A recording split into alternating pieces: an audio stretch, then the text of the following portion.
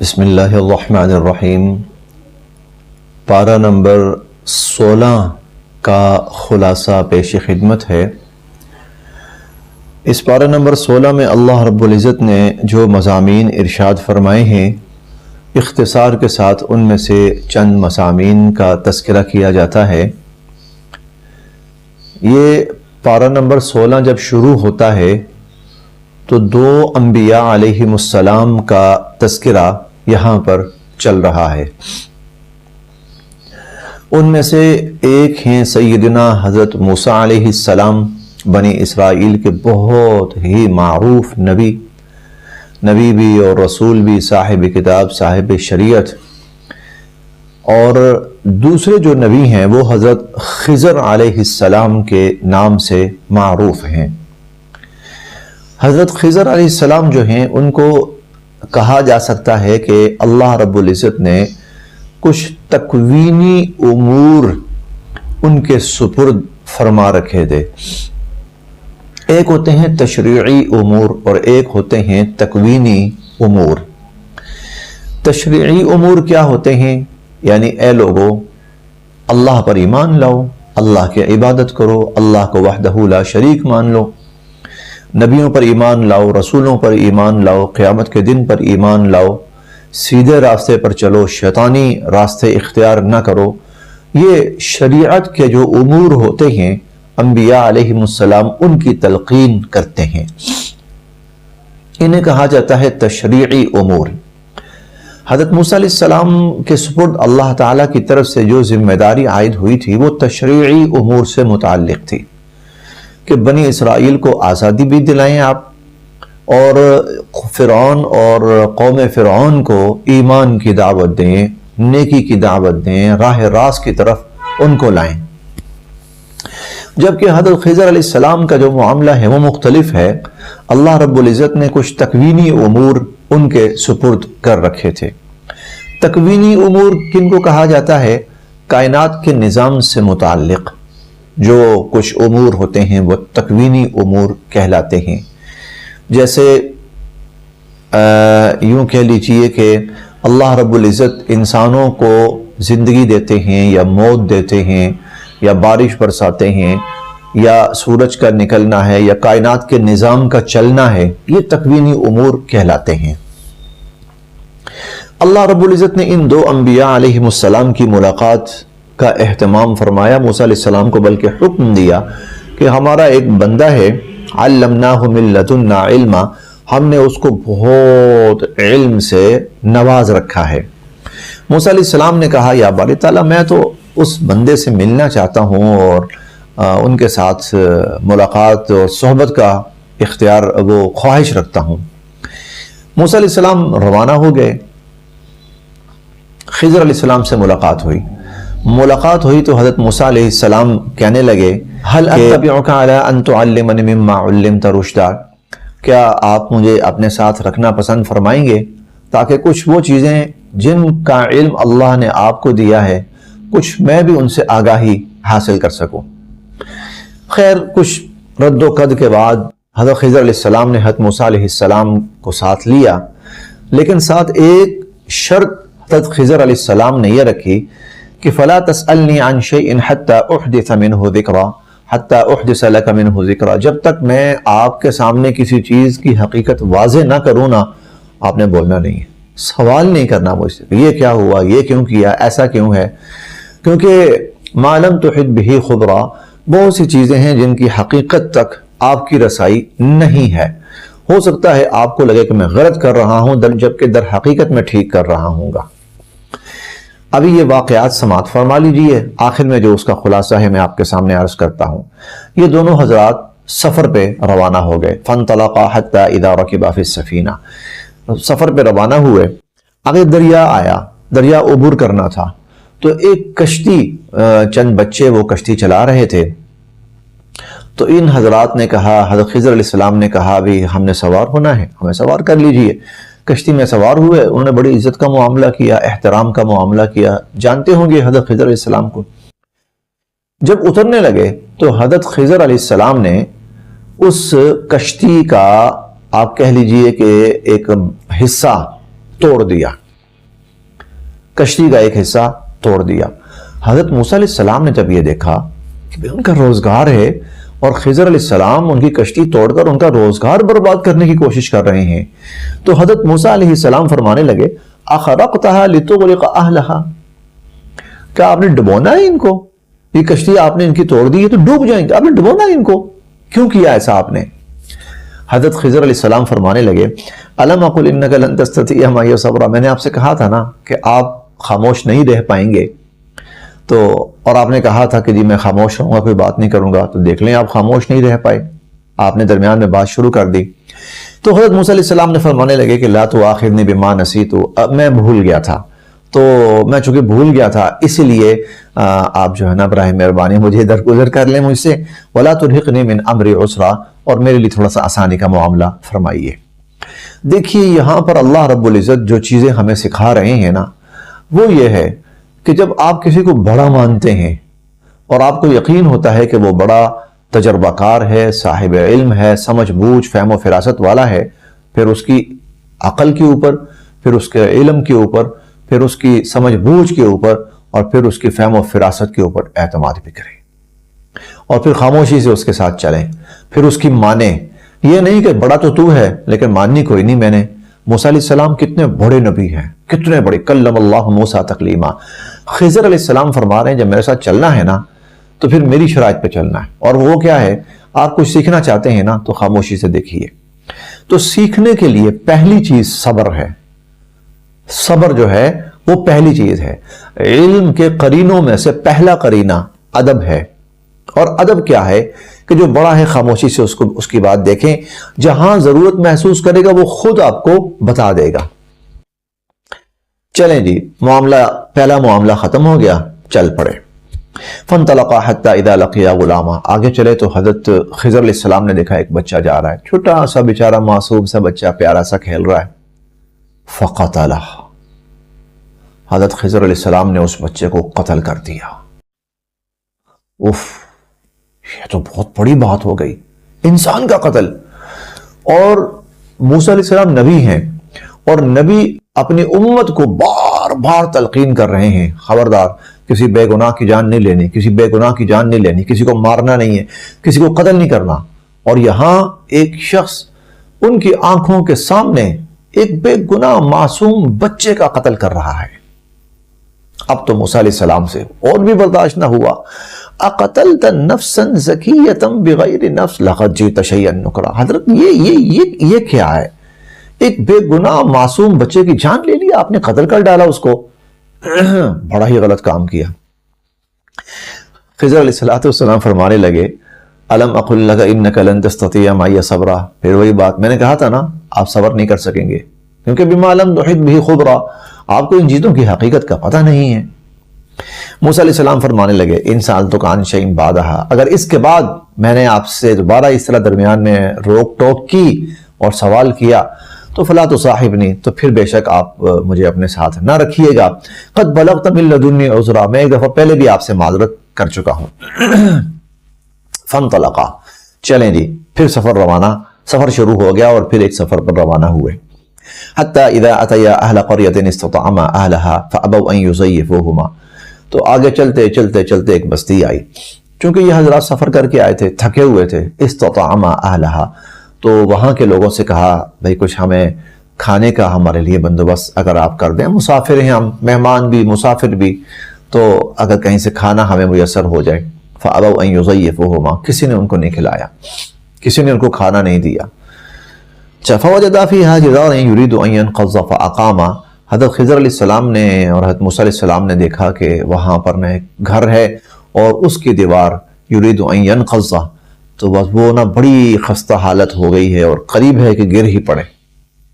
فاقاما، تو حضرت خضر علیہ السلام فرمانے لگے موسیٰ علیہ السلام سے کہ آئیے یہ دیوار گرنے لگی ہے تو ہم اس دیوار کو ٹھیک کر دیتے ہیں، دیوار ٹھیک ہو جائے، صحیح ہو جائے۔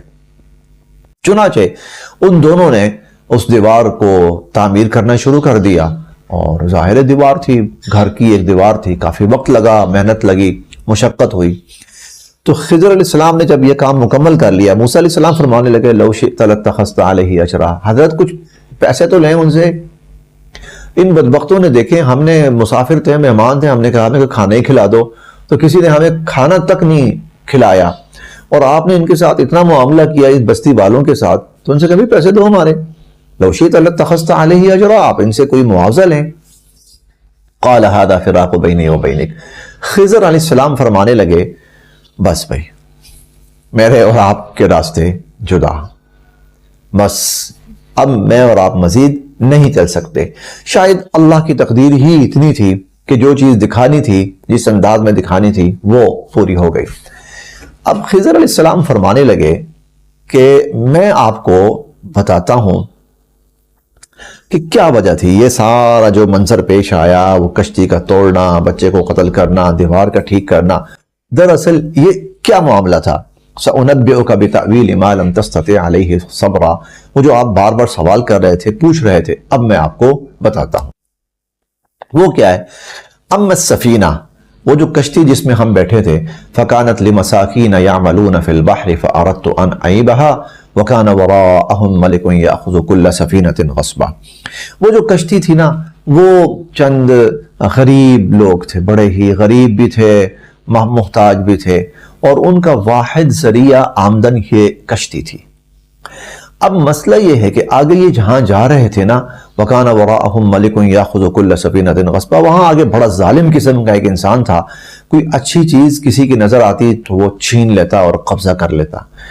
اگر صحیح سلامت کشتی اس کو نظر آتی تو وہ ان سے چھین لیتا، اور ان غریبوں کا روزگار اور ذریعہ معاش ہی یہی تھا۔ اسی لیے میں نے ان کی جو کشتی تھی اس کو تھوڑا سا عیبدار کر دیا۔ جب وہ کشتی دیکھے گا ٹوٹی پھوٹی سی، اس نے کہنا اس سے کیا کرنا ہے، چلو ٹھیک ہے چھوڑو ان کو، کچھ بھی نہ کہو۔ نتیجہ یہ ہوتا کہ ان کا روزگار لگا رہتا، اس لیے میں نے ان کی جو کشتی تھی اس کو تھوڑا سا نقصان پہنچا دیا، تھوڑا سا توڑ دیا، اور یہ جو توڑنا اور نقصان پہنچانا تھا یہ اس لیے تھا تاکہ یہ محفوظ رہے۔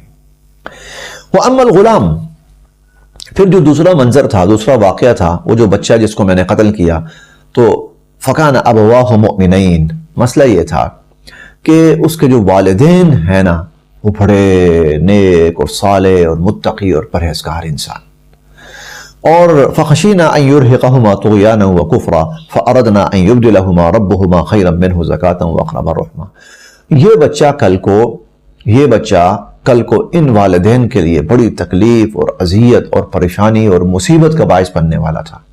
وہ ایمان والے تھے اور یہ ان کے لیے اذیت تکلیف کا سبب بننے والا تھا۔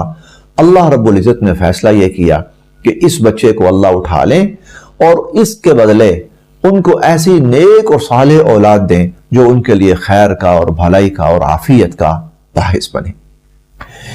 تیسرا جو واقعہ تھا، وہ جو دیوار ہم نے ٹھیک کی تھی، وہ کیا تھا؟ اصل میں وہ جو گھر تھا وہ دو یتیم بچوں کا تھا۔ فَكَانَ لِغُلَامَيْنِ يَتِيمَيْنِ فِي الْمَدِينَةِ وَكَانَ تَحْتَهُ كَنْزٌ لَهُمَا وَكَانَ أَبُوهُمَا صَالِحًا، وہ یتیم بچوں کی تھی اور ان کے جو والدین تھے نا، وہ بڑے ہی نیک انسان تھے، وہ نیک انسان تھے۔ تو اللہ رب العزت نے فیصلہ یہ کیا، اور اچھا، اور جو والدین تھے نا، انہوں نے اس دیوار کے نیچے، یہ جو دیوار خستہ ہو گئی تھی، اس کے نیچے انہوں نے ایک بڑا خزانہ چھپایا ہوا تھا۔ وہ اس لیے تھا تاکہ یہ بچے کل کو جب بڑے ہوں تو کسی طرح اللہ پاک کوئی ایسی صورت بنا دیں گے کہ یہ خزانہ ظاہر ہو جائے گا اور یہ بچے وہ خزانہ استعمال کریں گے اور استعمال کر کے اپنی ضروریات پوری کریں گے۔ لیکن اگر اب دیوار گر جاتی لوگ دوبارہ دیوار بنانے کے لیے کھدائی کرتے تو خزانہ نکل آتا اور لوگ لوٹ کے لے جاتے۔ اللہ تعالیٰ یہ چاہتے تھے کہ ان کے والدین نے ان کے لیے جو خزانہ یا پیسے یا اماؤنٹ یا امانت رکھی ہے وہ محفوظ رہے، اور جب ان بچوں کی ضرورت کا وقت آئے تو اللہ پاک اس کو کسی نہ کسی طرح ظاہر فرما دے۔ اسی لیے فی الوقت اس کو محفوظ رکھنا تھا، مخفی رکھنا تھا، کیونکہ ان کے والدین بڑے نیک تھے۔ تو اس لیے میں نے کیا کیا، یہ دیوار ٹھیک کر دی۔ یہ دیوار ٹھیک ہو گئی، اس کا مطلب خزانہ محفوظ ہو گیا۔ یہ تھی وجوہات جس بنا پر میں نے یہ عمل کیا ہے۔ اب یہاں جو سمجھنے کی بات ہے، جو سبق ہے، وہ یہ کہ خضر علیہ السلام نے جو کام کیے ہیں نا، ان کا تعلق ہے تکوینی امور سے۔ تکوینی امور کا مطلب کیا ہوتا ہے؟ اللہ نے کائنات کا جو نظام بنایا ہے نا، اس میں اللہ کی قدرت چل رہی ہے، اور اللہ کی قدرت بظاہر اور اللہ کے فیصلے بظاہر بسا اوقات ہمیں یوں لگتا ہے کہ یہ فیصلے غلط ہیں، یہ ہمارے خلاف ہیں، یہ ہمارے لیے نقصان کا ہمارا نقصان ہو گیا ہے، ہمارے ساتھ غلط ہوا ہے۔ مثال کے طور پر کسی کی معصوم اولاد فوت ہو جاتی ہے، بڑا دکھ ہوتا ہے، معصوم جان دل کا ٹکڑا تھا چلا گیا، لیکن یہ نہیں پتا ہوتا کہ یہ دل کا ٹکڑا جس کو ہم اپنا سکون سمجھ رہے ہیں یہ کل کو ہمارے لیے اذیت بنے گا۔ اللہ رب العزت بسا اوقات ایسا کرتے ہیں، اس کو لے لیتے ہیں اور اس کے بعد پھر اللہ تعالیٰ اور اولاد عطا فرماتے ہیں جو رحمت، خیر، آنکھوں کی ٹھنڈک، صدقہ جاریہ وہ بنتی ہے۔ تو بظاہر جو نقصان نظر آ رہا ہوتا ہے کئی دفعہ وہ نقصان نہیں ہوتا بلکہ وہ بہت بڑی خیر ہوتی ہے، لیکن انسان کی عقل بڑی محدود ہے۔ وَيَدْعُ الْإِنسَانُ بِالشَّرِّ دُعَاءَهُ بِالْخَيْرِ، اور خلق الانسان ضعیفا، اور خلق الانسان ہلوعا، جلد باز ہے، بے صبرا سا ہے اور جھگڑالو سا ہے اور لا علم سا ہے، اس لیے وہ سوچنے لگتا ہے میرے ساتھ غلط ہوا ہے، اللہ نے میرے ساتھ یہ ٹھیک نہیں کیا، جبکہ اللہ کے جتنے فیصلے ہوتے ہیں وہ بڑی حکمت پر مبنی ہوتے ہیں۔ بظاہر بسا اوقات جو نقصان نظر آ رہا ہوتا ہے اس میں بڑی خیر ہوتی ہے، بظاہر جو چھوٹا سا نقصان نظر آ رہا ہوتا ہے دراصل اللہ رب العزت اس چھوٹے سے نقصان کی وجہ سے بہت بڑے نقصان سے بچا رہے ہوتے ہیں۔ تو اللہ کی حکمت اور قدرت اور کائنات کا نظام اللہ اپنی کتنی حکمت سے چلا رہے ہیں، دراصل انسانوں کو یہاں پر وہ دکھایا گیا ہے۔ اس کے ساتھ ساتھ ایک دو باتیں بڑی دلچسپ بھی ہیں اور بڑی ہمارے لیے سبق آموز بھی ہیں۔ دیکھیں اللہ رب العزت اپنے نیک بندوں کو کیسے رحمت سے نوازتے ہیں۔ ماں باپ نیک تھے، بچہ کل کے لیے تکلیف کا باعث بننے والا تھا، وَكَانَ أَبُوهُمَا، اور وہ بچہ تھا فَكَانَ أَبَوَاهُ مُؤْمِنَيْن، وہ جو بچہ تھا نا جس کو قتل کیا اس کے والدین مؤمنین صاحب ایمان تھے۔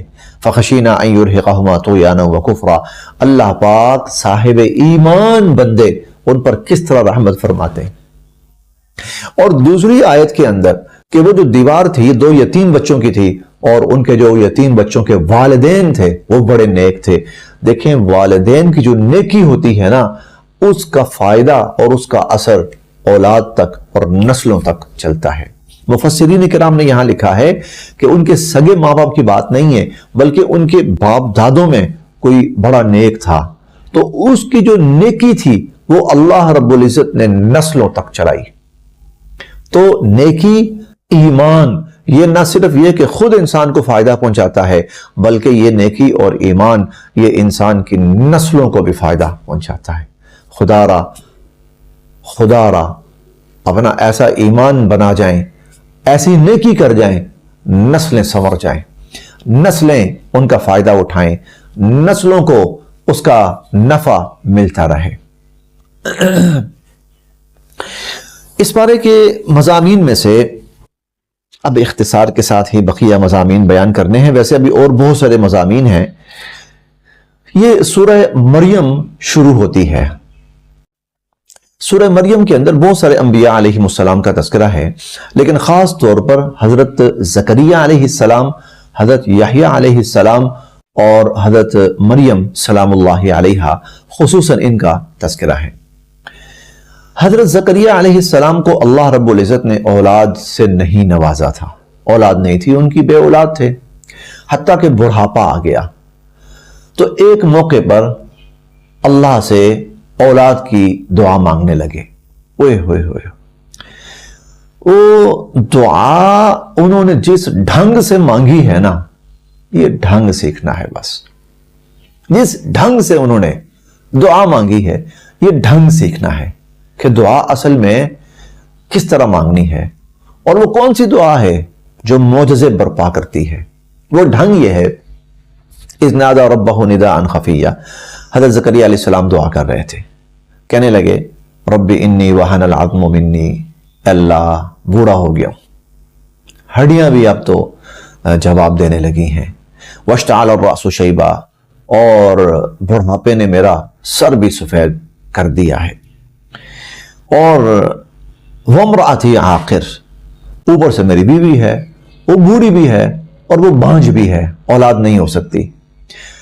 اس سب کچھ کے باوجود اے اللہ میں آپ سے اولاد کی دعا کرتا ہوں، یرثنی و یرث من آل یعقوب، اے اللہ مجھے نیک اولاد عطا فرما، حب لی من لدنک ذریۃ طیبہ، یا اللہ مجھے نیک اولاد عطا فرما۔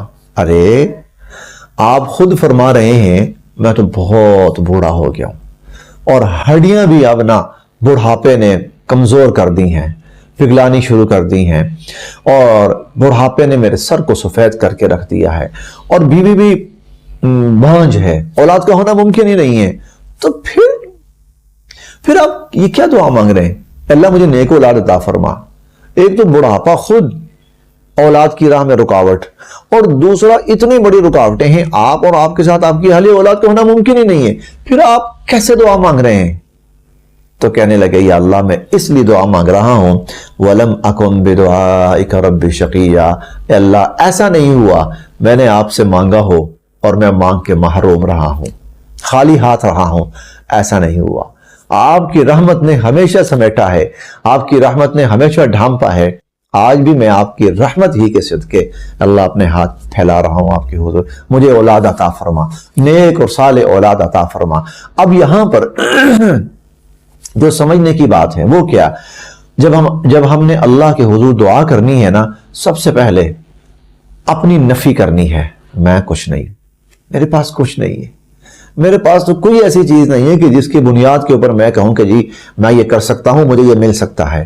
اللہ خالی ہاتھ، یہ اپنا عجز ہے، اپنی انکساری ہے، اپنی عاجزی اللہ کے سامنے ہے، اپنا قصور اور اپنی خامی اللہ کے سامنے۔ اللہ ہم تو خالی ہاتھ ہیں، تو کچھ نہیں ہے۔ لیکن دوسری طرف اللہ کی عظمت کو، اللہ ہم بے شک خالی ہاتھ ہیں، لیکن آپ ایسے دینے والے ہیں، ایسے دینے والے ہیں، نہ ہماری خامیوں کو دیکھتے ہیں، نہ ہماری کمیوں کو دیکھتے ہیں، نہ ہمارے قصوروں کو دیکھتے ہیں، بلکہ اپنی رحمت کا معاملہ فرماتے ہیں۔ اللہ اسی رحمت پر آپ کے حضور ہاتھ اٹھائے ہوئے ہیں۔ وَلَمْ أَكُنْ بِدُعَائِكَ رَبِّ شَقِيًّا، آپ سے مانگ کے اللہ کبھی محروم نہیں رہے ہم۔ یہ دعا کا ڈھنگ ہے۔ ہم خالی ہاتھ، کچھ نہیں ہمارے پاس، کسی جگہ نہیں ہم، یا اللہ، اور آپ سب کچھ کرنے والے، اور آپ مانگنے والے کو محروم نہیں کرتے۔ چنانچہ اللہ تعالیٰ نے فرمایا یا زکریا انا نبشرک بغلام، اے زکریا ہم آپ کو بیٹے کی بشارت سناتے ہیں، اور اسمہ یحییٰ، بیٹا بھی ہم دے رہے ہیں، اور نام بھی ہم تجویز کر رہے ہیں۔ وہ کیا؟ اس کا نام ہوگا یحییٰ۔ لم نجعل لہ من قبل سمیہ، اور آپ کو ایک بات بتائیں، یہ یحییٰ نام اس سے پہلے ہم نے کسی کو دیا ہی نہیں ہے، آپ کو ہم دے رہے ہیں، بیٹا بھی دے رہے ہیں۔ بیٹا بھی ایسا اللہ نے دیا، اللہ اکبر۔ اس کی کچھ تعریف اور صفات پچھلے پاروں میں گزر چکی ہیں، خاص طور پر تیسرے پارے کے اندر۔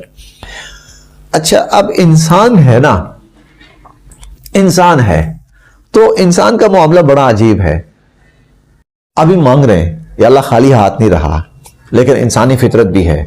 کہا زکریا خوش ہو جاؤ، ہم تمہیں اولاد دینے لگے۔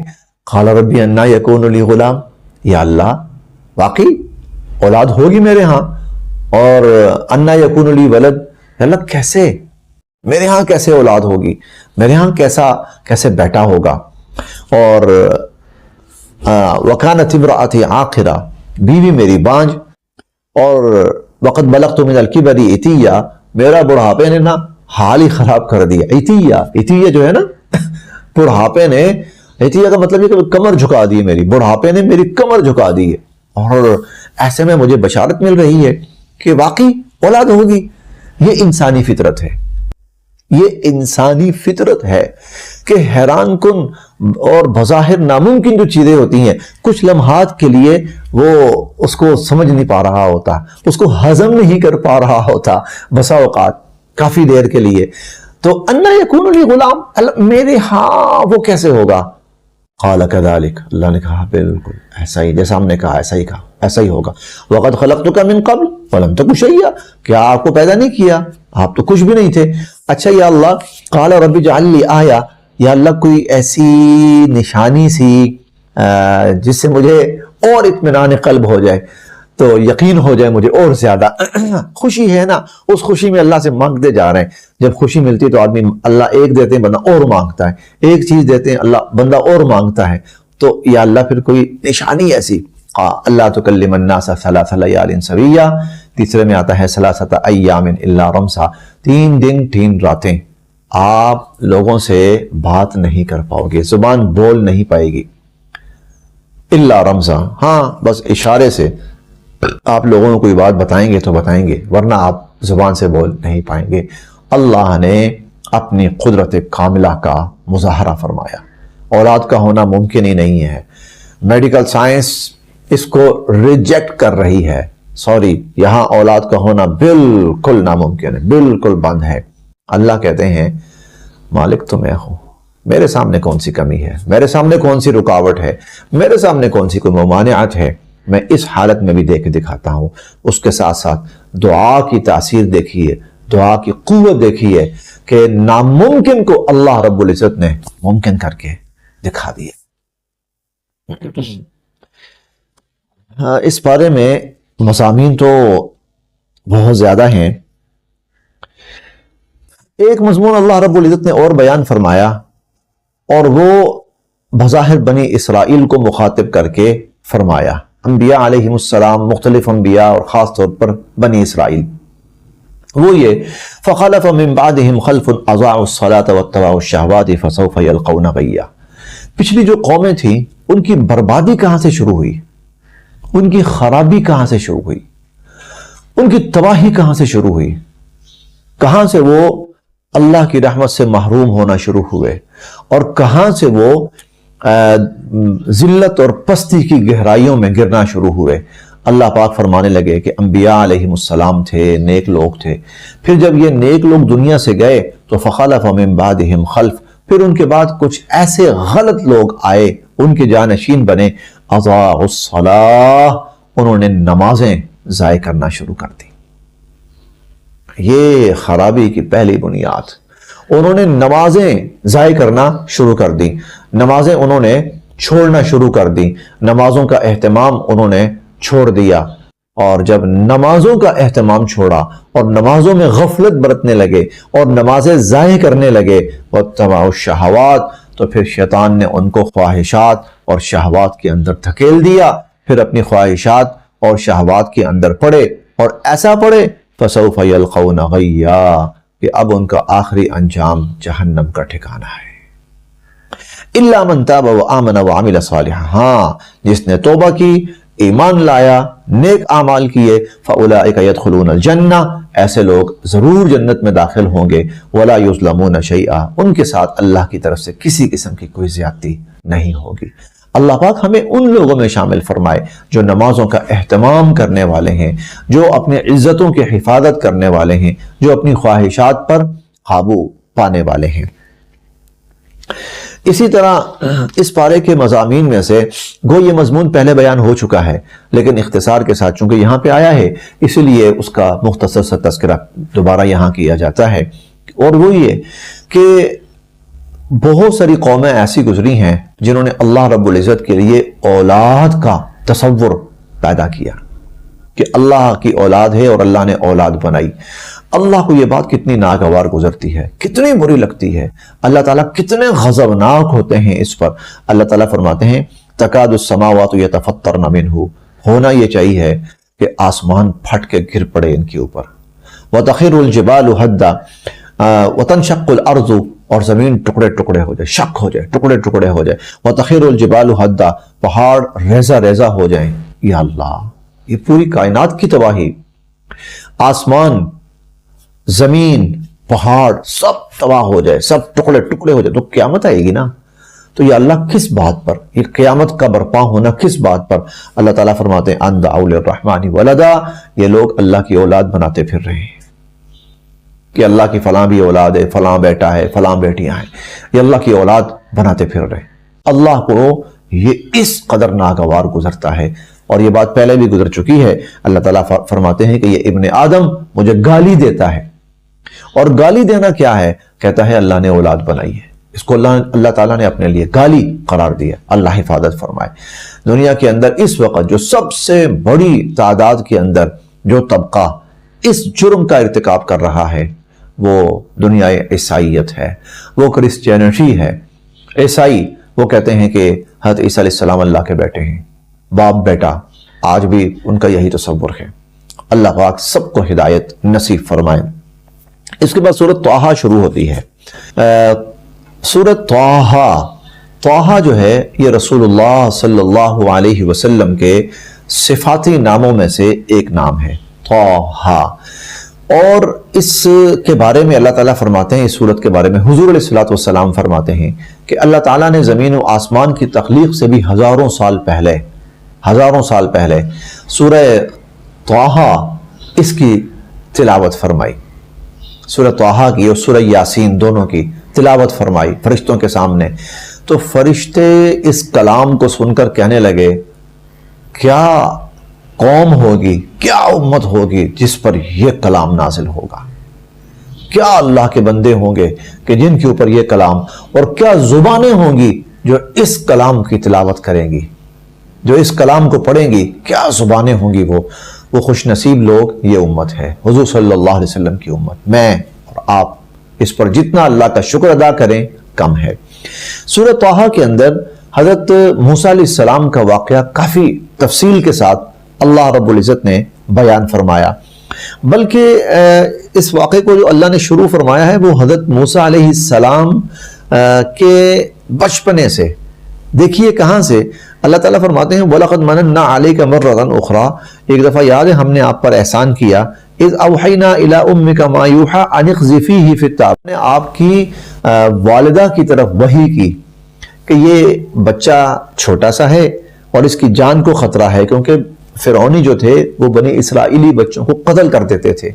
تو أَنِ اقْذِفِيهِ فِي التَّابُوتِ، ایسا کرو کہ اس کو کسی تابوت کے اندر، کسی باکس کے اندر، صندوق کے اندر ڈال دو، فَاقْذِفِيهِ فِي الْيَمِّ، اور پھر اس کو دریا کے حوالے کر دو، فَلْيُلْقِهِ الْيَمُّ بِالسَّاحِلِ، دریا جو ہے اس کو ساحل پہ جا کے لے جائے گا، سمندر اس کو ساحل کے اوپر لے کے جائے گا، يَأْخُذْهُ عَدُوٌّ لِّي وَعَدُوٌّ لَّهُ، اور پتہ اس بچے کو کون اٹھائے گا؟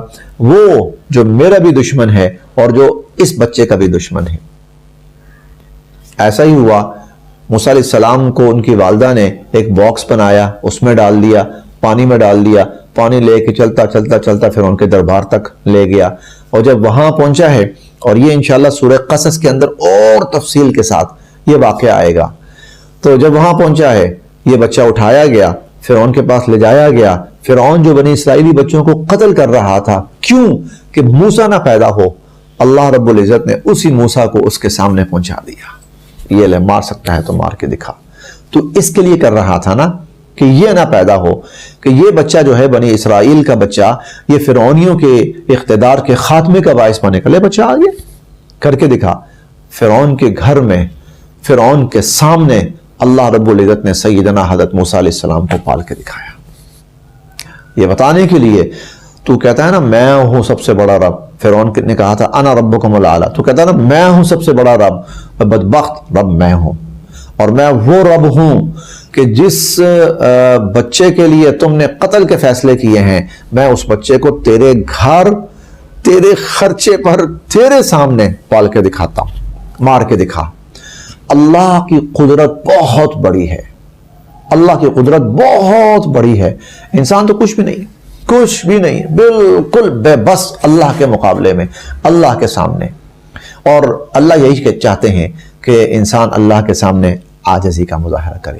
یا ایھا الناس انتم الفقراء الی اللہ، اے لوگو تم سب اللہ کے محتاج ہو، واللہ هو الغنی الحمید، اور اللہ تعالیٰ ہیں جو بے نیاز ہیں، بڑی صفات اور بڑی خوبیوں والے ہیں۔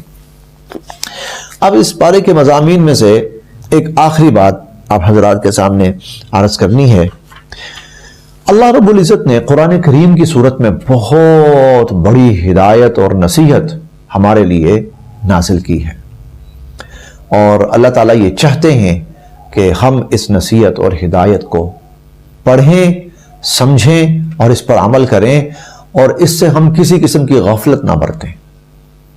اللہ کی طرف تو یہ ہدایت آئی ہے، نصیحت آئی، بڑی قیمتی ہے، بہت قیمتی ہے۔